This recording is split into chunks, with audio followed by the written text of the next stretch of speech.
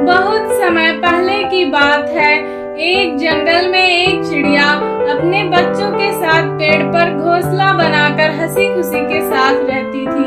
वहीं पास के ही पेड़ पर एक बंदर भी रहता था। बंदर और चिड़िया बहुत अच्छे मित्र थे। धीरे धीरे समय बीता और सावन का महीना आ गया।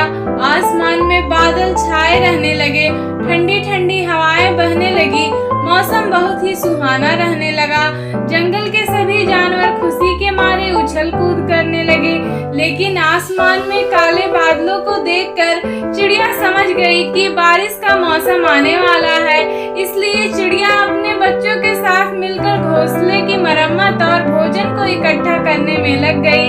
चिड़िया को परिश्रम करता देखकर बंदर बोला, अरे चिड़िया, तू मूर्ख तो नहीं? मौसम इतना सुहाना हुआ है और तू भोजन इकट्ठा कर रही है। ऐसा कहकर बंदर चिड़िया पर हंसने लगा। लेकिन चिड़िया ने बंदर की बातों पर ध्यान नहीं दिया और ना ही उसकी बातों का बुरा माना। वह बंदर से बोली, मित्र, बारिश का मौसम आने वाला है, तुम भी क्यों नहीं अपने लिए कोई घोंसला बना लेते हो? पर बंदर ने बोला, बारिश का मौसम आने वाला है? अरे बारिश जब होगी तब की तब देखेंगे। तुम कल की चिंता में अपना आज क्यों व्यर्थ कर रही हो? बाहर आओ और मौसम का आनंद लो।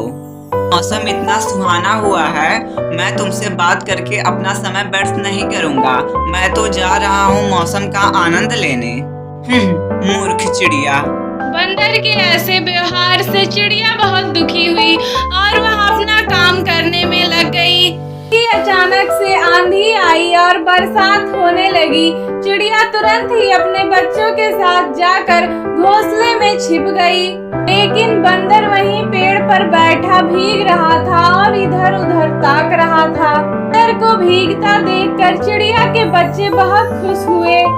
जोरों की आंधी और बरसात में बंदर भीगता रहा और भीगने के कारण कांपने लगा।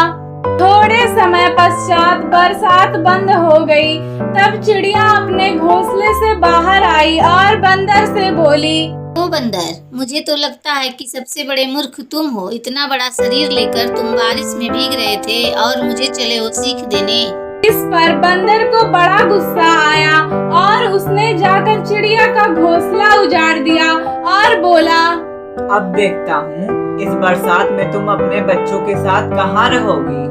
अब चिड़िया ने उत्तर दिया, मेरी छोड़ो, तुम अपनी सोचो। मैं तो कहीं भी अपने बच्चों को लेकर सुरक्षित स्थान पर घोंसला बना लूंगी, जहाँ पर तुम जैसे दुष्ट मित्र ना हो।